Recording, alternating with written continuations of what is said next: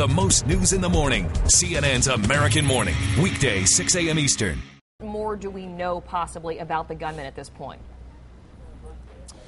Based on what we know, Karen, he has been in contact with law enforcement before, as we heard him sort of allude to. We're talking about 2006. There was a court case involving cultivating marijuana, resisting police, and the marijuana angle comes up in some of these audio recordings that we've obtained that we believe were made by the same, John Patrick Bedell.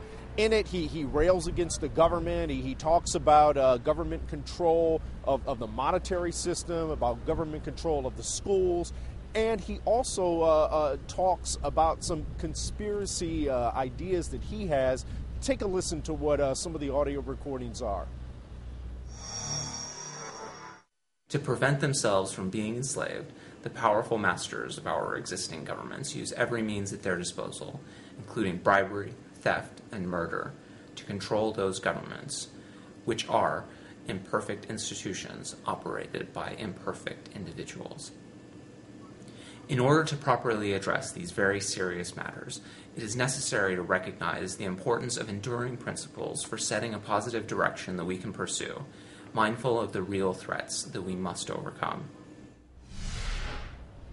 Again, he rails against the government. He talks about a case of a Marine colonel from back in 1991 where it was ruled a suicide, but there was always some suspicion that perhaps the colonel may have been killed to cover up some information that he had about the government.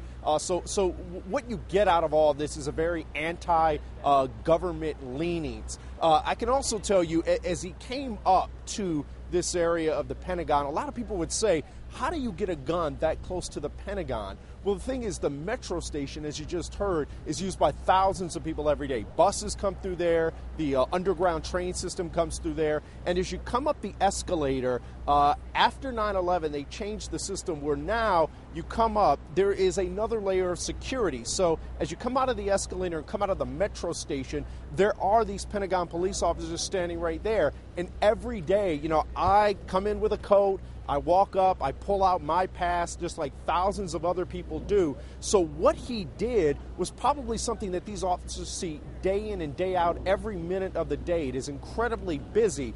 And so when he went to what they thought pull out a pass to get into the Pentagon, and he pulled out a gun, obviously that would have caught them very much by surprise.